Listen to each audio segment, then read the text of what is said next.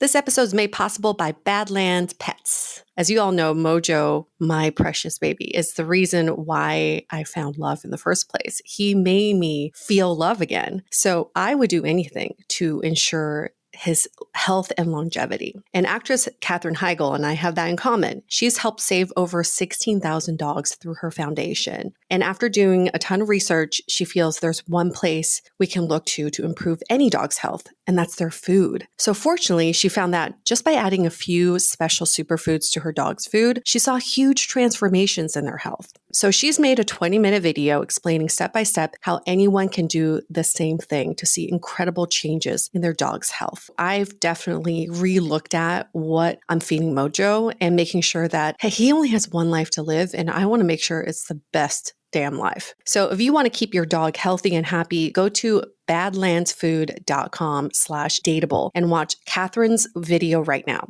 Again, that's badlandsfood.com/dateable. I was so excited to get my shipment from Last Bottle Wines in the mail the other day, full of incredible red wines, all from Napa Valley. I love wine tasting, so having this to my door couldn't be happier. Also, couldn't be more excited that today's episode is brought to you by Last Bottle Wines. If you don't know already, they're a Napa-based online wine shop with a twist. They offer just one handpicked wine per day until it sells out, and they're always at incredible prices. We're talking 30 to 70% off retail. And the best part is that there's no subscriptions, no fees, and no minimum purchase. And I could not be more excited to bring this offer right now because they're having a marathon sale, which is coming up March 28th and 29th. Even better, we're offering Dateable listeners 10% off your first order with code DATEABLE. So if you are a wine lover like me, this is a great time to join. And did I mention that shipping is 100% free? So what are you waiting for? Mark your calendar for March 28th and 29th, or get on it earlier if you want. You can sign up at lastbottlewines.com and use code DATEABLE and find out why Last Bottle is the most fun way to discover and buy amazing wine. The Dateable podcast is an insider's look into modern dating that the Huffington Post calls one of the top 10 podcasts about love and sex. On each episode, we'll talk to real daters about everything from sex parties to sex droughts, date fails to diaper fetishes, and first moves to first loves. I'm your host, Yue Xu, former dating coach turned dating sociologist. You'll also hear from my co-host and producer, Julie Krafchick, as we explore this crazy dateable world. Hey everyone, welcome to another episode of Dateable, a show all about modern dating. We have a repeat guest because we always like to stay updated with what our guests have been up to. How have they developed? How have being on Dateable changed their lives? Because, you know, we are life-changing here. Hey, it's clearly all on. That's not a joke. That's not a joke, Josh. But fine, whatever. You hear his little giggle. That's Josh. Josh Rasmussen. He's been on our show before. He was on season 3, episode 6, in an episode called Dating the CEO of the Startup. He is 33 years old now, originally from Nebraska, currently living in LA. He's been there for 9 months, which we did not know till some of these Facebook pictures popped up. Julie and I texted each other and we said, Josh moved to LA? When did this happen? So congrats on the move. But what's even more wonderful about this catch-up session is that Josh has some news for us. He is now engaged. And that's partly why he moved to LA, or at least I'm assuming. I'm just putting words in your mouth. But before we get to that, I think it's important to recap Josh's episode. In that episode called Dating the CEO, or Dating the Founder, basically, which is what the episode is about, Josh told us that he had no time to date. He said he is married to his company, which is Monday Motorbikes, and they're killing it right now. We saw him speak at South by Southwest very recently. So, you know, Josh made it very clear, I'm not in a state to date. I'm married to my company. My kids are my staff. Yep. I live and breathe my company and I am there all the time. And there's just no place in my life for a girlfriend right now. And what was so surprising to both Julie and I after this episode aired was how many women reached out to Josh to try to change his mind. Not available, go for it. Like such a typical story of finding a project and trying to make it better. I don't know if you have a total head count, Josh, but I would say it's in the double digits of how many women reached out to you to say, I can change your mind. Maybe you just haven't met the right person. Do you have a head count? I'm just so curious how many people reach out to you. Not off the top of my head. I don't think I'm that egotistical. Yeah. Let me check my journal. You have been tally marked on your wall. You know what I will say is I was surprised by the number of people, but also encouraged, right? When we talked about that it's really tough because I can't be out there all the time trying to play the dating game. It's not something I have time to do. But if something comes across like that seems appealing, then absolutely, there's no reason why I wouldn't do it. But they also have to understand that it's like dating someone with children, right? It was amazing to me that, we had some conversations with a number of people that I can think off the top of my head. And I just said, hey, listen, I'm flattered. I appreciate it. I feel they took it pretty well. And I would say that if they're listening, then kudos to you. It was amazing to be able to take the guts and be like, hey, I'll put myself out there, at least in San Francisco. We'll see how it goes in LA. Most of the time, people aren't putting it front and center if you're the female. Yeah. It's mostly the guys doing the pursuing. It was really, really interesting and kind of a breath of fresh air. You were definitely the most reached out to guest, I think, that we've heard of. But I guess we also heard this off the record. A lot of the people went to you, not even through us. So. But Josh, let me just get something clear here, okay? I commend you for being very diplomatic in your response to this. But come on, ladies. We've had so many single eligible men on the show who said, I am ready to date, I'm ready to settle down, I'm ready to start a family, who've gotten maybe zero people reaching out to them. So yes, I think it's great that people can have the guts and courage to reach out to someone that they feel like they connected with from hearing what they had to say. But also at the same time, we got to really listen to what people are saying. Right. The whole point of the show was that you're not ready. Right. If the story is, I am not ready, I don't want a girlfriend right now, maybe we should listen to that and find someone who is ready. But obviously things have changed. Yes. So let's hear about that. So you are now engaged. You went from I am married to my company to now I'm still married to my company, but I'm engaged to a human being. Also getting married to a person. Yeah. Also getting married to a person. You're in a polyamorous relationship now. So how did you and your fiance meet? Just to polyamorous with your bikes. Yeah, right. Yeah, dude. Bikes and a human. Before the rumors start. Yeah, let's cut that from the show. I'm just kidding. I guess from a high level, I got introduced to my fiance through a former employee of mine who was dating one of her college classmates. She was in recruiting. They said, hey, listen, there's someone who has a really good network out there. Josh is a good guy to meet. You guys should connect. And she reached out. Her name's Victoria. She's awesome. She reached out 3 times. Every time, by the time I was able to respond, she would be like, I'm leaving town again, because she lives in LA. It was kind of this game where she would come in town, and then I'd finally be able to get to having available time and said okay, let's get together now. Because I thought it was more going to be a hardcore recruiting pitch, which we get all the time. Mm-hmm. But because she was friends with a person that we knew in common, it made the connection a little easier. So we got together and met at a Starbucks, had a really fun meeting. We talked about networking and recruiting and what we need and as a company. She brought her phone out. She's trying to show me where she's heading to next. She's trying to fiddle with her maps, and she's like, this dang phone. And I'm like, what's wrong? This maps, you should be used to this. And she goes, I just got this the other day and I just don't know how to use it. And I was like, well, what were you using before? And she says, a flip phone. Wow. And I'm like, okay. Are you engaged to an 80-year-old woman? Yes. That's where people miss the point from your show. You're actually really the older women. So I'm like, oh my gosh. So I bring my chair over next to her. I'm like, okay, this is the app store and you can download an app here. And you can pull up your calculator or use a flashlight and da-da-da-da. And then she just starts laughing. She's like, dude, I'm just fucking with you.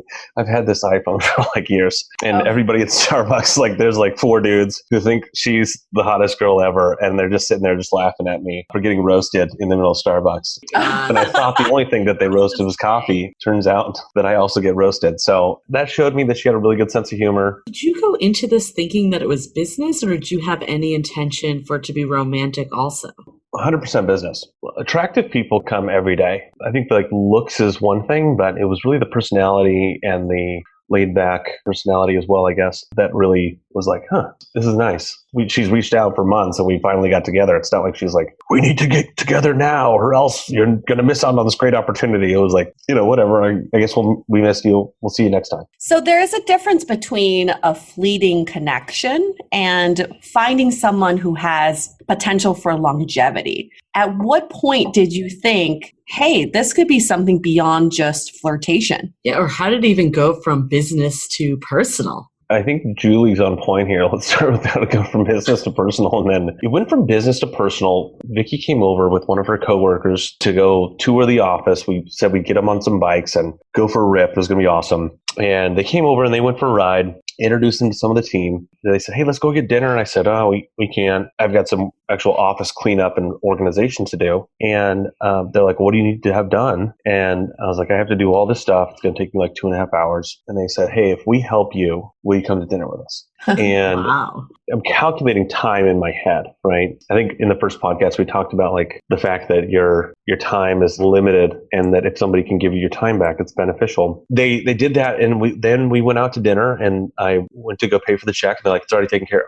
And that level of independence was another thing that was just really refreshing. And it was like, there's the level of independence and there's the level of proactivity and then the personality that was on the first day we met that really combined to say like, this is interesting. I want to know more. Sure enough, like as we started talking, right? She lived in LA. I lived in San Francisco. As time went on, we would find times to, text or call. It was just a fun time. There was nothing like very stressful about it. And one of the things we did that I thought was pretty interesting, and I didn't think it was too interesting until people were like, there's no way I do that.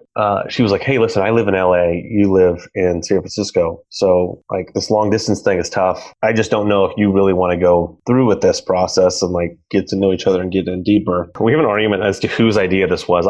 Since I'm speaking in the podcast, it was my idea. I just said, listen, tell me the 10 biggest secrets that almost nobody knows in your life, right? Give me the good, the bad, and ugly. Tell me the 10 worst things about you. And let's start there. A couple days later, she sent me a text and gave me the top 10 list of things that may turn you away from a relationship. The goal was, that we had talked about was, if these aren't things we can't get over, then so be it. At least we still like each other as people, but we won't get into a deep relationship and find out something later, which I think in a lot of relationships people tend to do. Like people put on this really big show at the beginning and then they're like, oh, and by the way, I have 5 kids, Who have you been dating? I'm so curious.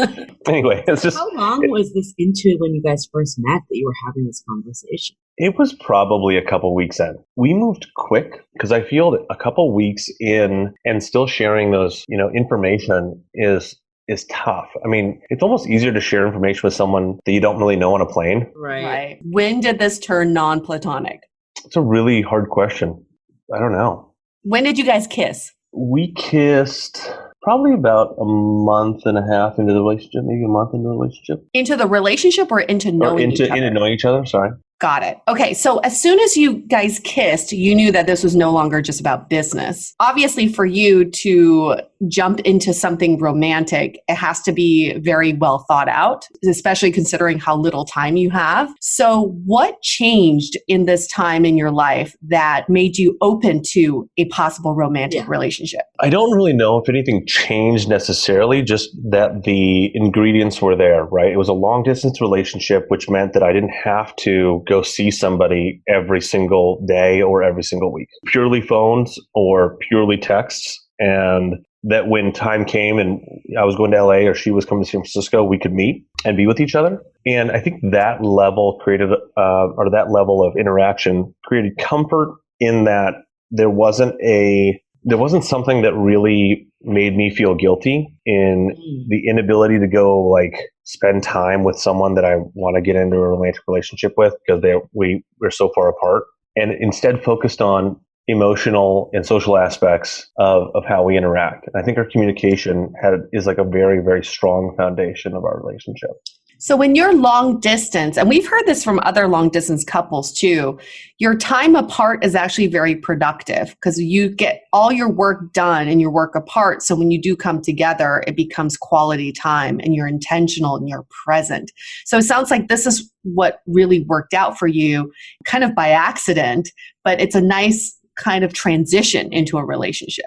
It was an amazing transition. I'm getting engaged, but yeah, you're hitting the nail on the head. So I guess though, when she came to town or you went to LA, I guess what motivated you? Because I know the last conversation we had, there was so much around just being tight for time and making the time for people. What was it that made you want to put in that effort with her?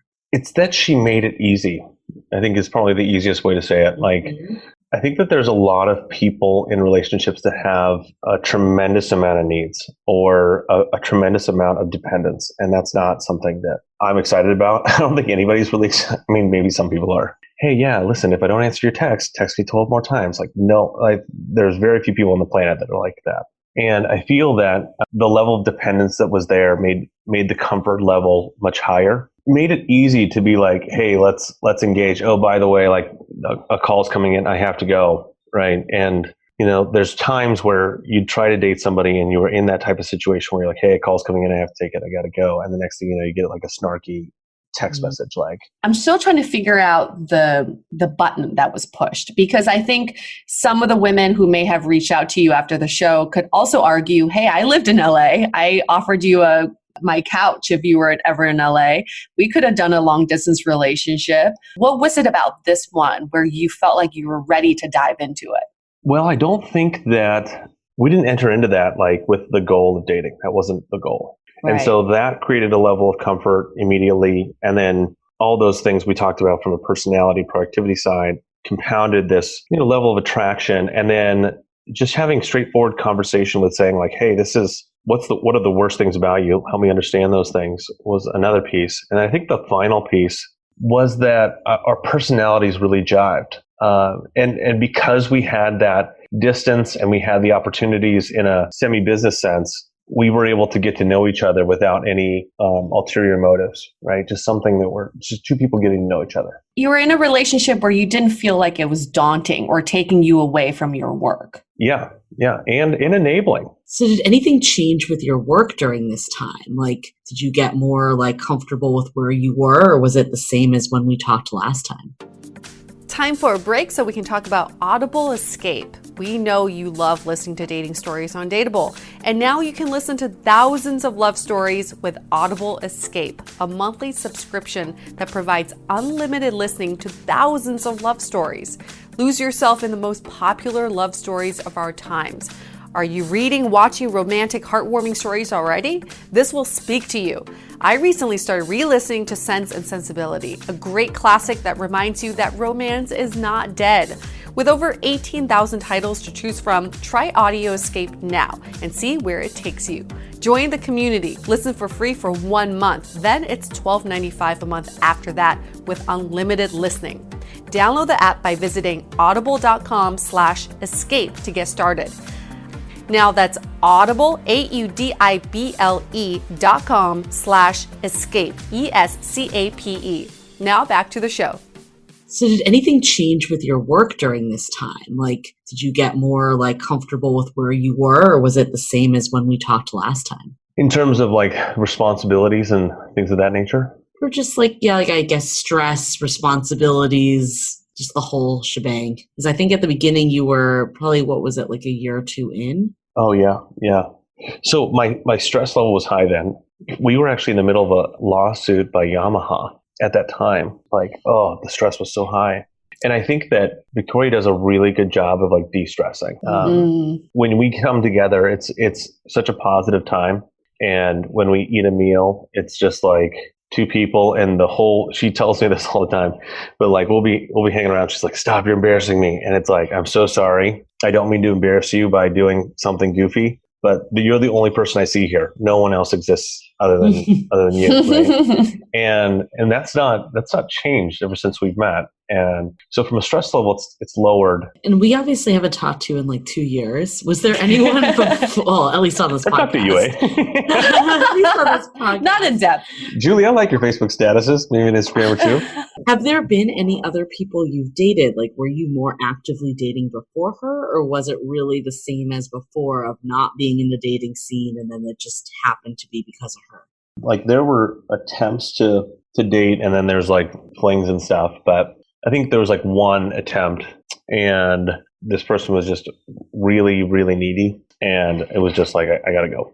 And the guy shut down, and I'll raise my hand and say that I ghosted. I so ghosted because it was like, how long were you guys dating? I mean, I wouldn't even call it that in her eyes, maybe, but in mine, it was like just trying to figure it out.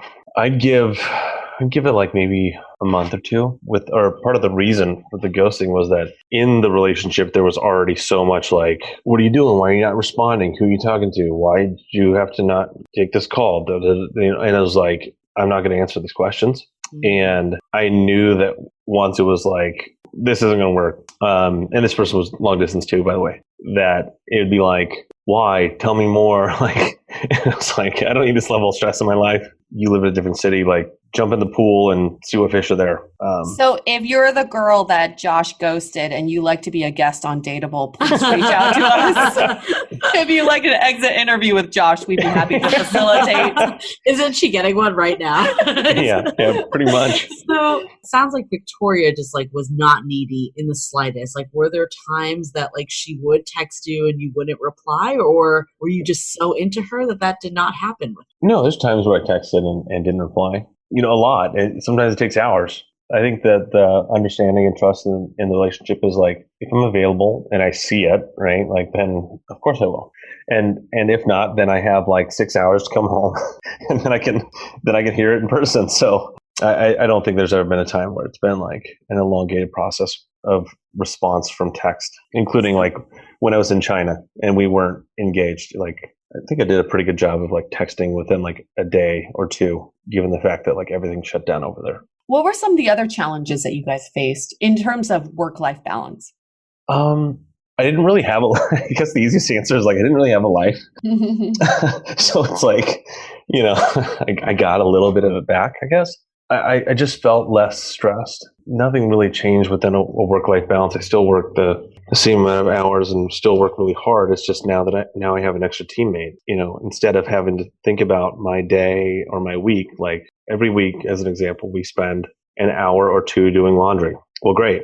Let's call it 2 hours. Now you can divide that workload by half. Now you double it, but at the same time, like someone else can do that and pick up the slack. So we all have up days and down days. I think she's done a really good job does a really good job of making a house a home and making you feel comfortable. Interesting though how like you view her as a teammate, but some of these other women you mentioned were almost like a hindrance, right? So it's like this perspective is so interesting. The way you described dating before was that people were going to take away something from you. Like they're taking away time, they're taking away energy. But the way you describe your relationship with Victoria is that she's adding to your life. She's almost giving you more time and more energy, which is, I guess, what we ultimately want in a partner, especially as a founder. It's a very lonely place to be. We hear it all the time. But I think what I'm curious about, which, Julie, I'm really surprised you haven't asked this question. She's all about timeline. No. She's always like, let's just count how many months it's been since the first kiss. Very curious. She loves timeline. I'm so surprised she hasn't asked yet, but I know it's on her list. Let's do a little timeline. From the time you two decide to pursue a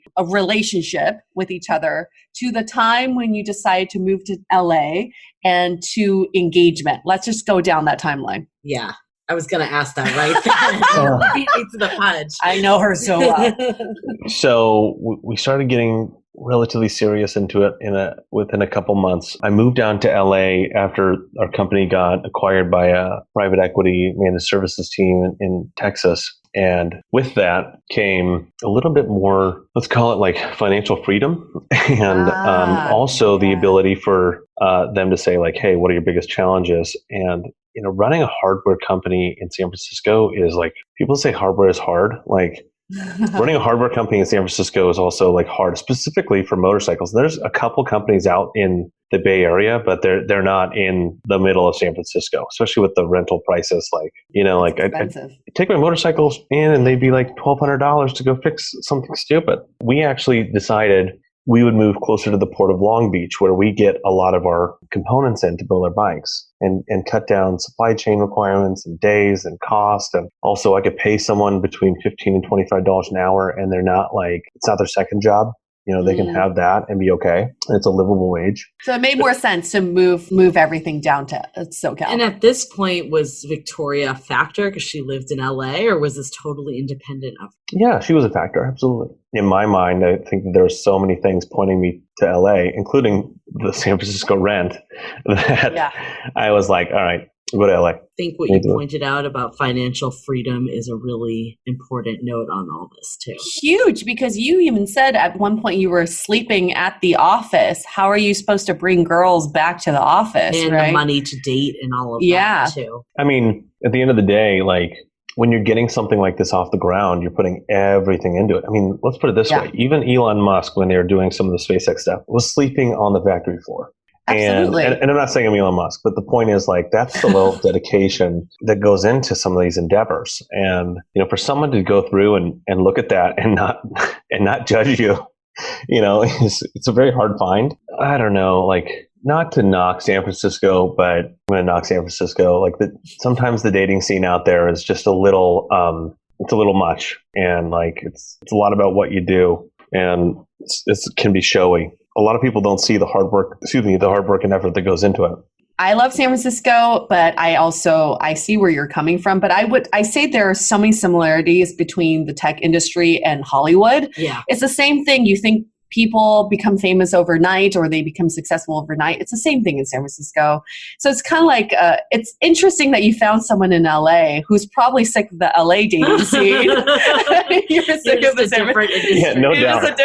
Right. So, question back on timeline. Timeline. Sorry, Julie. I'm very interested in this. Can we revert back to timeline you guys met to when you decided to actually make this a relationship? I know you had this conversation of let's put all the worst things out there. Like, how did that even progress? I think it's like this gray zone, or not a gray zone, more like, let's call it a gray zone. Because I don't think anybody, maybe people do it, but like, hey, are we boyfriend, girlfriend, or will you be my girlfriend? Like, that's not something. It's just kind of tend to like each other. You gravitate towards that. And so within the timeline spectrum, like, let's call it like maybe 3 to 4 months that we decide, like after 3 to 4 months, we started to really sit down and say like, hey, this is something that we want to pursue. Okay, but then within that 3 to 4 months, it went from business to non-platonic. It, for me, was like a really big attraction thing. I can't speak on her behalf, but pretty quickly, I mean, it's not like, again, I don't need recruiting services. This is not something that we need.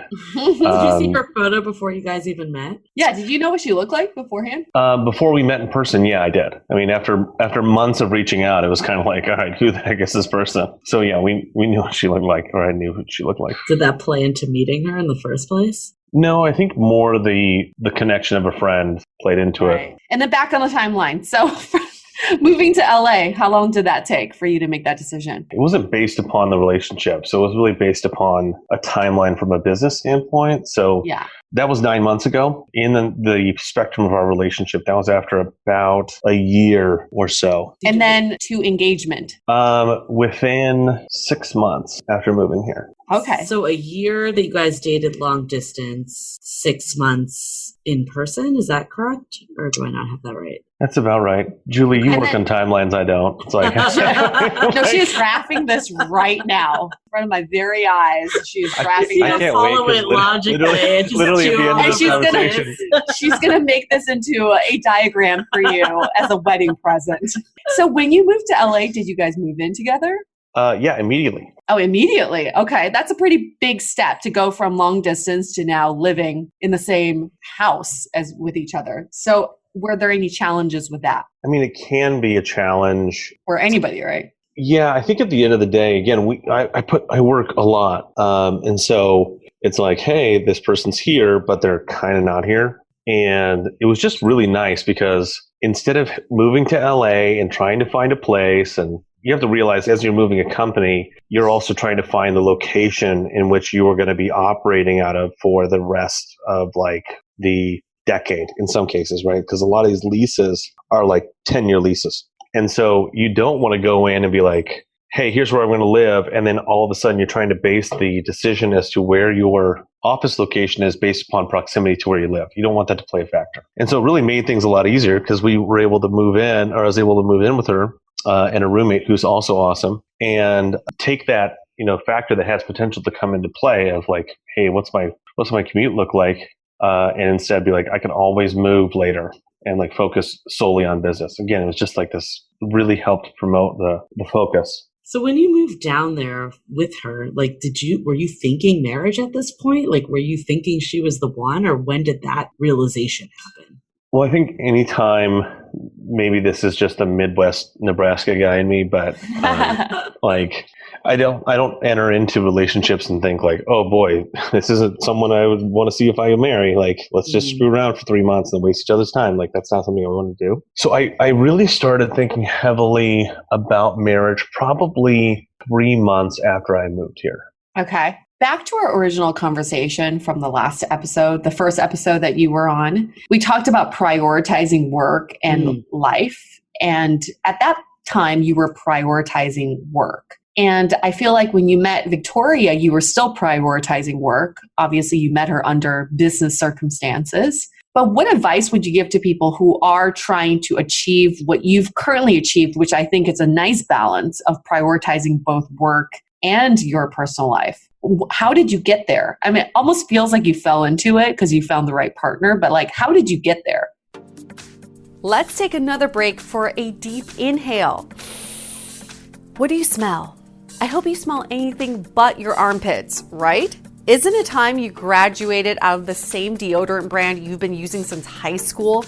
Check out Native Deodorant, made with simple, clean ingredients that truly deliver. No wonder they've been featured on The Today Show, Good Morning America, and Pop Sugar. I recently switched from the lavender and rose scent to the coconut and vanilla after being inspired by the beach. It smells amazing. If you're not into scented deodorant, they also have unscented as well. I love Native because it doesn't contain any aluminum, which has been linked to some serious health issues. So now's your chance to try. For Dateable listeners only, get 20% off your first purchase by going to nativedeodorant.com and using the code DATEABLE at checkout. Again, that's nativedeodorant.com and use the code DATEABLE at checkout for 20% off your first purchase. Now, back to the show.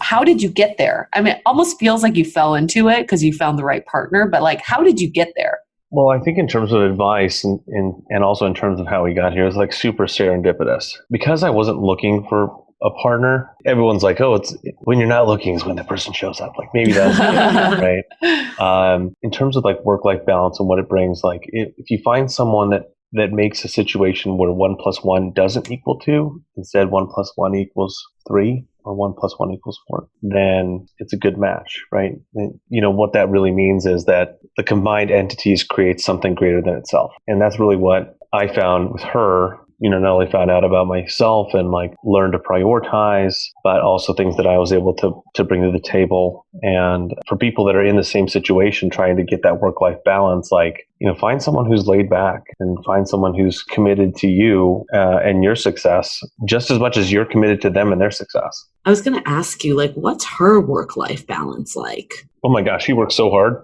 I'm blown away by her work ethic. She works pretty long hours too, whereas it sounds like she works quite a bit as well. Yep. I remember on your last episode, we asked you, like, would you date a female founder? And you said no, because nothing would ever happen. Like, you'd both be too busy. True.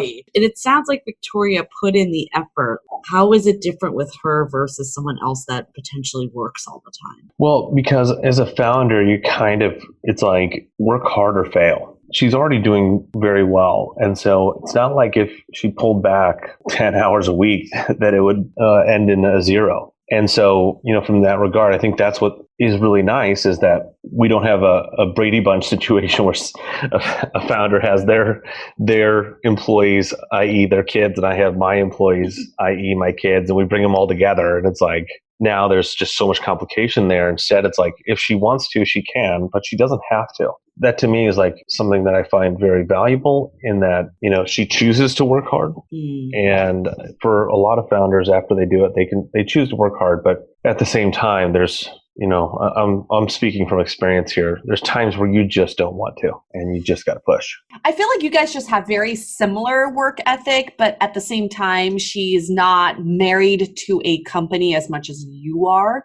So it makes it nicer to have that balance on that side. And, everyone wants to know, is it timing or is it the person? Yeah. It's $1 million question. And we keep discussing this on the podcast. I'm sure Victoria's amazing. She sounds amazing. But a lot of this has to do with timing as well. Right. She came in at the right time where you were just starting to become a normal person in your day-to-day work, where things were coming together, things were coming into place, all the stars were aligning. And also this move down to LA just couldn't have been at a better time. It has to be a combination of both. I think it's because of what was happening at work, the timing with that was able to open you up to a potential relationship. Yeah, I guess hypothetically, I know it's so hard to say in retrospect, but like where you were when you first talked to us amidst this lawsuit, do you think you would have had the attention to give?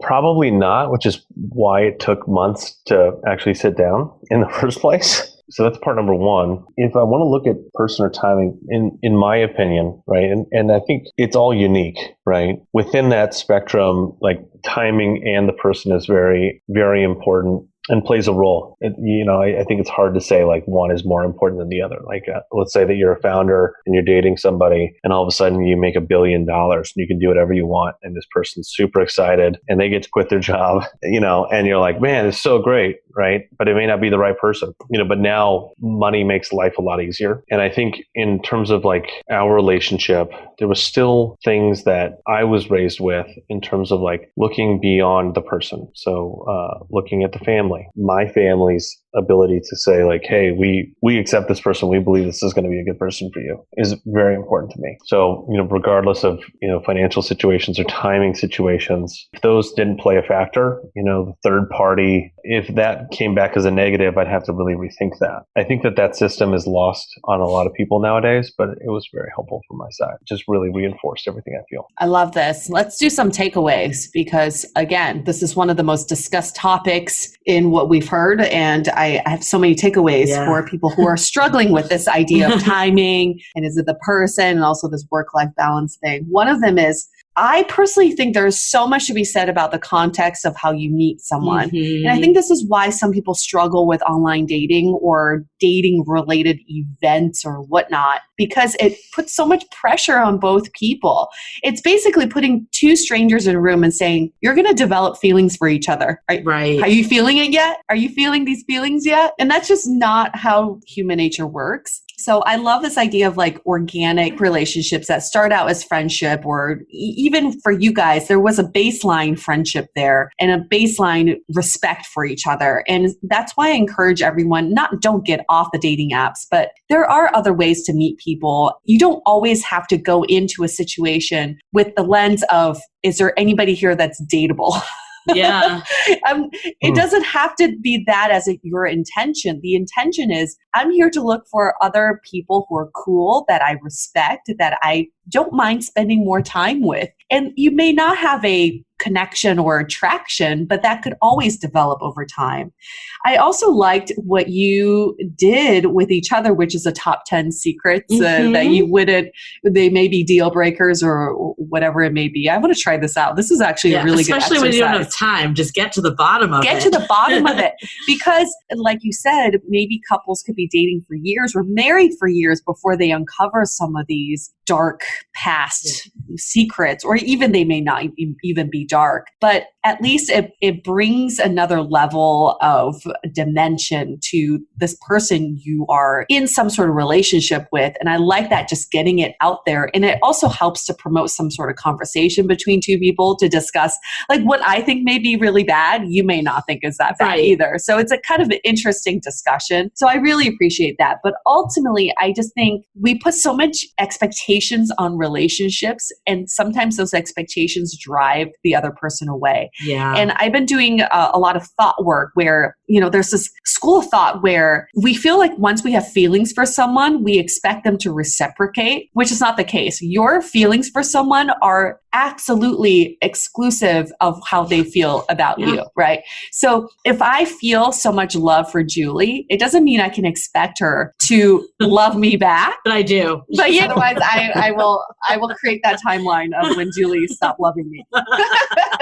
But it's that expectations of, even when we're dating, we're in relationships, our feelings towards someone else are independent of their actions back. So why don't we just go into these relationships or friendships without that expectation of some sort of behavior change in the person you're with, and just like someone purely because you like them, not because you expect something reciprocated back. Yep. I think the thing that stuck out to me the most on this is like really finding someone that adds to your life and looking at relationships that way. So I know like so many times it can be like, I don't want to enter a relationship because I don't have the time to give. But I think all of your points around you, just like the feelings you had when you were with her and like how much additive you were getting from this is like so important to think about. And I think especially our generation that is juggling career and all these other things, a lot of times you're not thinking about what the benefits of a relationship are, but the right relationship will give you those benefits. So I think that was really important.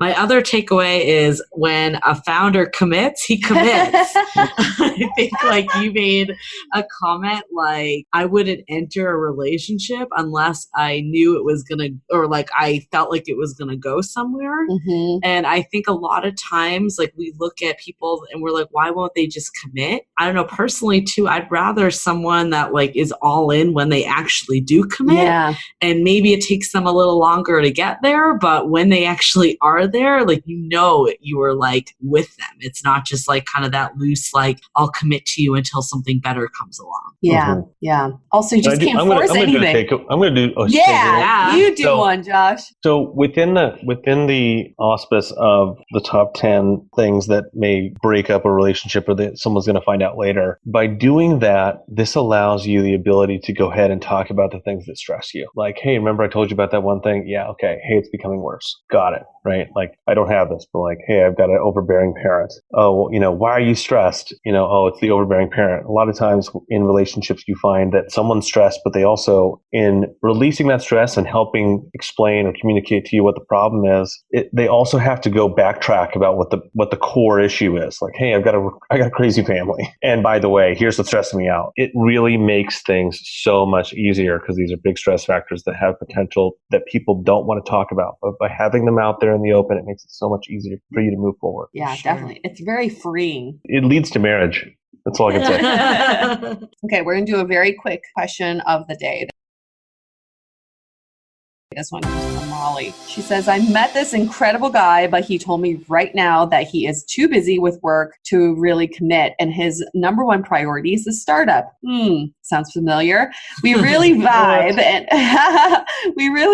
and have fun when we are actually together, but it often feels like I am low priority. Should I wait for him to come around or look for someone who wants to make a relationship his number one priority? Take it away, Josh. That's such a binary, right? And I think it leads to loss. Right. Clearly you like this person. What if you were able to just ask them how you can help? If that person turns away the help and says like, hey, listen, I'm good, right? Even with a small task, like I don't need the help, then clearly they don't really want to engage in that deeper level, I think. And so I would use that as the litmus test as to like, hey, how committed is this person? It's a potential trap to think that those are your only two options, because there definitely are more. Being helpful and supportive and asking that person how you can be helpful and supportive is an absolute winner in terms of being able to understand what they're doing. Hey, how can I help? Oh, you can. It's just work. You're going to have to sit back on the sideline and like do nothing. I don't want to engage you in my life any further. This is enough.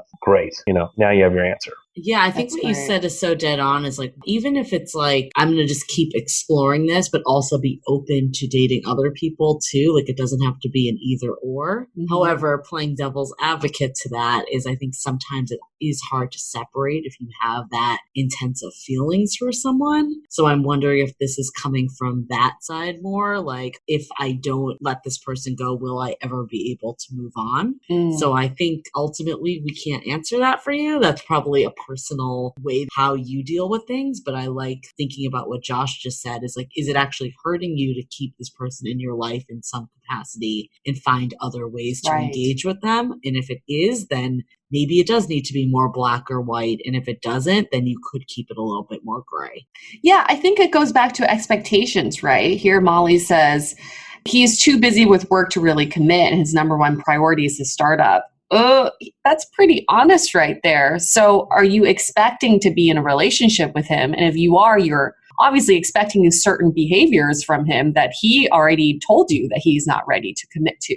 So one, it's expectations. I will look at that. And two is, for some reason, when we enter into some sort of adversity in relationships, we think about, there's someone better out there for me. There's someone who can fulfill all my needs. Well, that's not the case.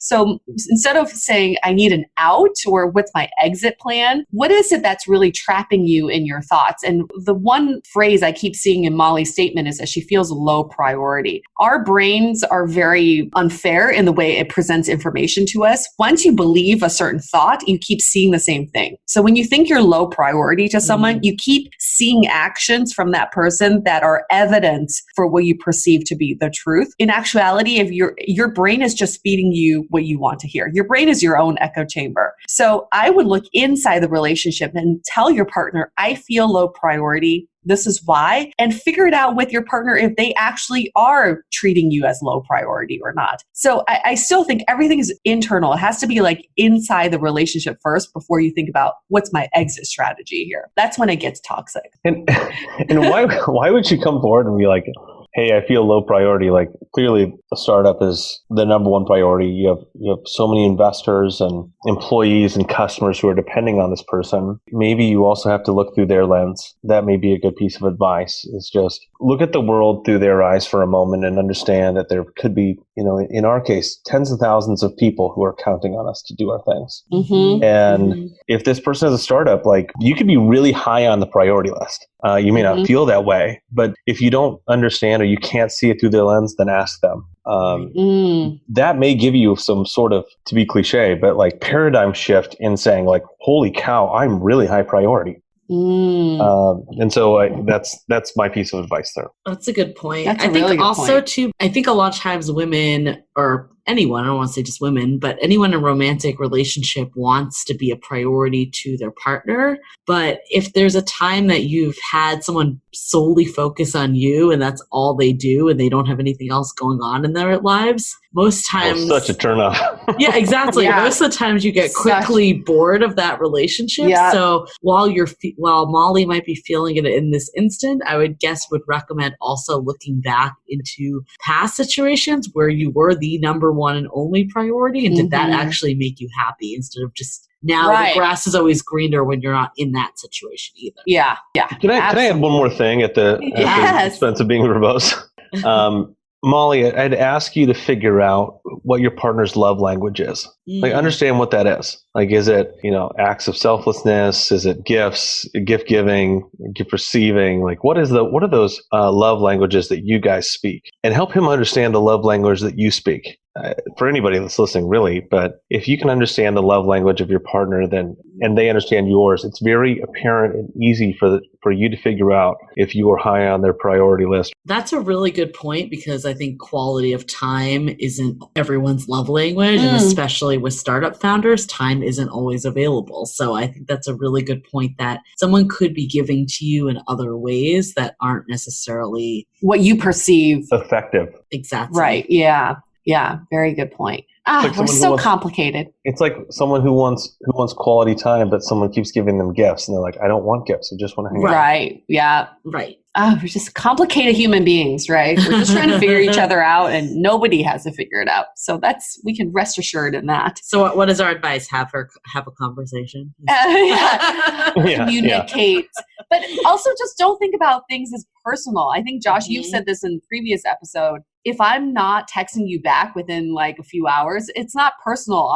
It's really because I am running from meeting to meeting and I don't have time to text back. Right. Sometimes we feel like people do things on purpose to us, to hurt us. That's not necessarily the case. So maybe the way Molly can approach her partner is, I see that you've been really busy. I see the delay in your text messages. How can I help? How can I alleviate this stress? Versus, you're doing this to me and I'm not getting what I want. Right. Well, it sounds like that was a clear reason why Victoria ended up being the one for you, is that she went into that opposed to the women that were really pushing away. Yeah. We know it, Julie. Thanks for connecting the dots for us. We've been wondering how this situation turned for you from bachelor, startup founder, now to engaged startup founder living in LA. And it's really an incredible journey. And thank you for sharing your story with us, Josh. Well, I'm glad to share it, and wishing you guys all the best. And for anybody listening, happy dating and happy marriage. Happy dating, happy marriage, happy wife, happy life. Don't forget that. For all of our listeners at home, we love to hear from you, even if it's a topic that's similar to this, even if you're the girl that Josh ghosted. No, I'm serious about that. If you're the girl that Josh ghosted, I do want to hear from you. Hey, we're just trying to make this world a better place. And I think she has some, things that she should learn and hear from you. And maybe she has some words for you as well. So let's not take things personally. We're just trying to learn from each other. Yeah. It's like crowdsourced advice. And I love these, like, what changed for you personally? What was that moment? Not even necessarily a clear defining moment, as we found out here. It could be a series of many things. Like Julie told me this last year. She's like, at the end of the year, you want to chart your whole year and see what has changed. I just love those timelines. She does love timelines. You get the story arc correct, right? It's good to map out your life, especially year by year, just to see what changes. Because sometimes you're not even aware of some of the timing changes or personality changes, mindset changes. It's just good to map it out to learn more about yourself. Totally. Okay, on that note, we're going to wrap this up. Stay dateable.